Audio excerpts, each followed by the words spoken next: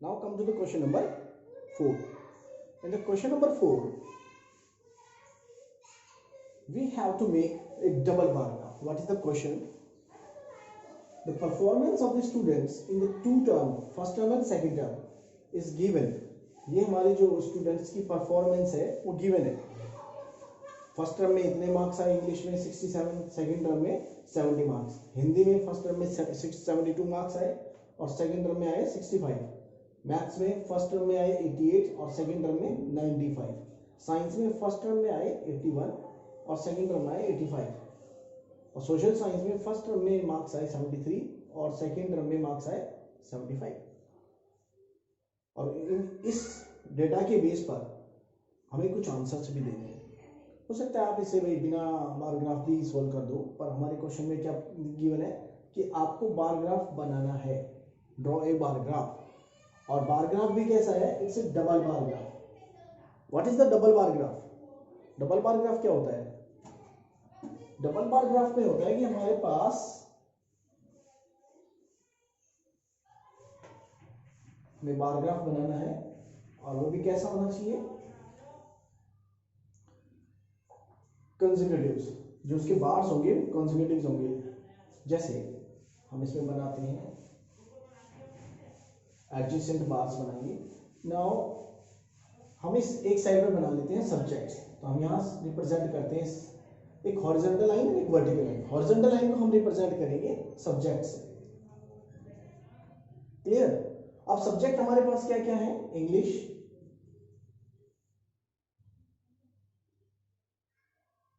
Hindi, maths,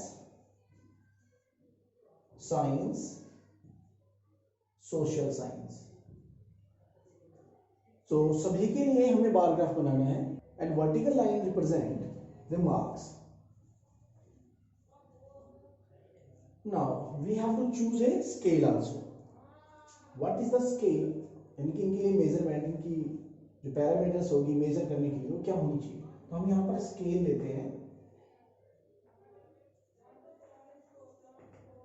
scale के अंदर हमने क्या लिया? 1 unit is equal to 10 marks. 10 marks. अब हम एक यूनिट यानी कि एक अगर कट लगाया तो this is 10 marks. Similar distance पर दूसरा 20, 30, 40, 50, 60, 70, 80, 90 and then 100 maximum marks. So now English में how much he scored in the first term? 67. 10, 20, 30, 40, 50, 60, 70. 60, 70 के बीच में 65. 65 से थोड़ा सा ज्यादा. तो हमने क्या मेजर किया इसको?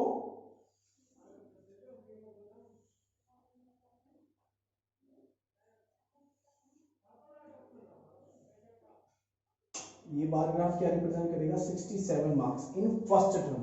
ये फर्स्ट टर्म के मार्क्स है.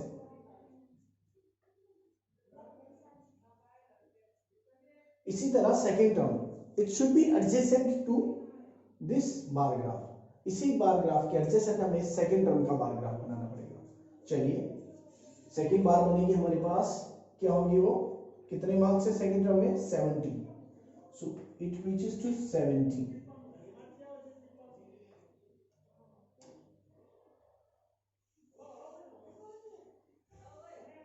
And try to make the width of the both the bars.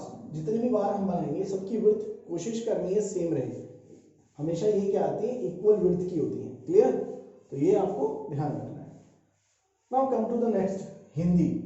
Hindi में इसने फर्स्ट टर्म में कितने मार्क्स लिए? 72. 72. Now draw 72. So score is 72. 72.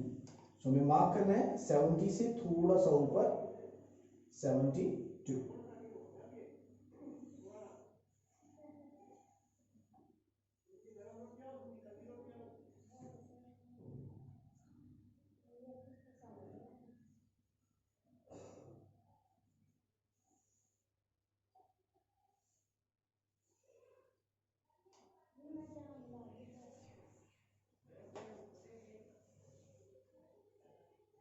72, ये 70। ये किस कौन से टर्म की है? Second term. ये फिर फर्स्ट, ये वाला कोई मार्क्स नहीं है, ये है हिंदी के फर्स्ट टर्म के मार्क्स। क्लियर? नाउ हिंदी का सेकंड टर्म में उन्होंने स्कोर क्या किया? 65। वैसे देखने में परफॉर्मेंस डाउन हो गई इसकी। Now marks is 65, 60 and then 65 is just around here. So we just make the line, make the bar, and its score is 65. Now what is the difference between the normal bar graph and double bar graph? This is double bar graph. Normal bar graph में हम एक ही बार बनाते हैं और उन बार के बीच में separate distance देते हैं, और डबल बार ग्राफ में हम क्या करते हैं कि डबल बार ग्राफ दोनों बार एडजेसेंट होते हैं, उनके बीच में कोई स्पेस नहीं है, और देन अनदर जो दूसरा बार दूसरे सब्जेक्ट के लिए बार बना हमारा, उनके बीच में सेपरेट डिस्टेंस है। क्लियर? चलो come to the next, mathematics 88 score. Mathematics में कितना है? 90, 10, 20, 30, 40, 50, 60, 70, 80, 90। सो 88 कहां स्कोर करेगा हमारे पास?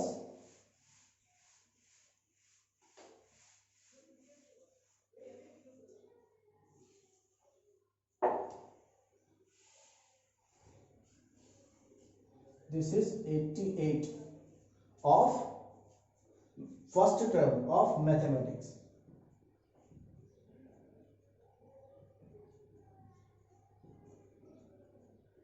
In the second term, he scored 95. What he scored? 95. 95 क्या होगा? इसका middle portion, and we measure it.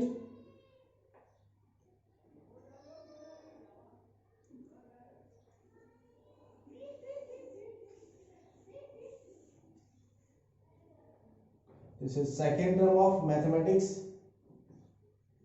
and 95. Clear? Now similarly for the science and social science. Science का स्कोर है 81, just about 80.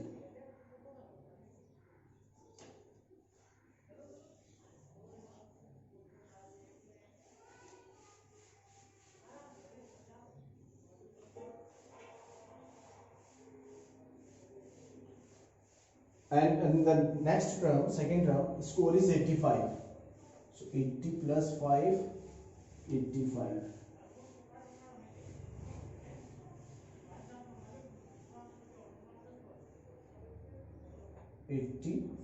And it is 81.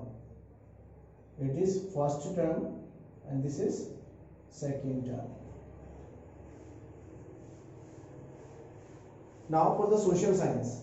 First term में हमारे पास आया score 73, 70, 75, 73, just around here.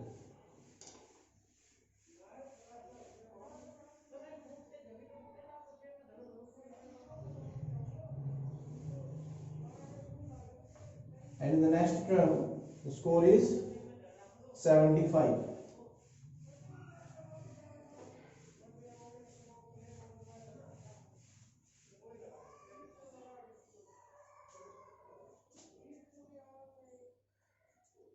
This is first term, this is second term.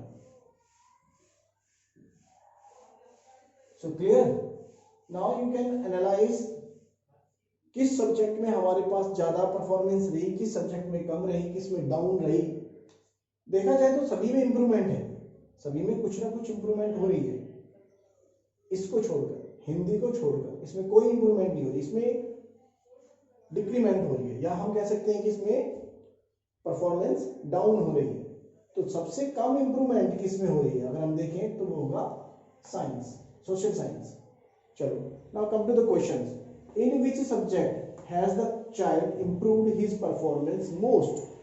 सो किस subject में सबसे अच्छी performance रही? तो हमें इसको देखने के लिए क्या देखेंगे? इनका डिफरेंस, दो कंसेक्यूटिव का डिफरेंस। 70 माइनस 67 कितना हुआ? परफॉर्मेंस इन किस में है, इंग्लिश। कैसे चेक करेंगे, पहले सेकेंड सेमेस्टर के मार्क्स फिर फर्स्ट सेमेस्टर के मार्क्स, दोनों में डिफरेंस कितना आया 3। सो परफॉर्मेंस इन हिंदी कितना हो गया 65 माइनस 72 -7 परफॉर्मेंस इन मैथ्स कितनी होगी, परफॉर्मेंस मैथ में परफॉर्मेंस हुई 95 माइनस 88 7 मार्क्स की परफॉर्मेंस इंप्रूव, ऐसा भी लिख सकते हो improve. So in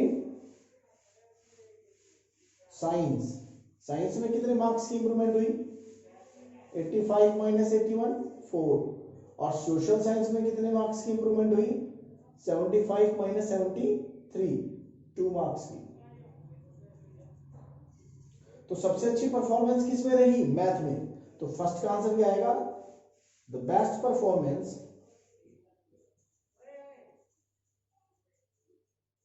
by the child is in maths. Maths में परफॉर्मेंस सबसे अच्छी रही। Now come to the next second part, which subject has the improvement list. किस में सबसे कम इंप्रूवमेंट रही, वो रही हमारी सोशल साइंस में। So social science shows has least performance, least improvement. तो लीस्ट इंप्रूवमेंट हमारी एसएस में रही।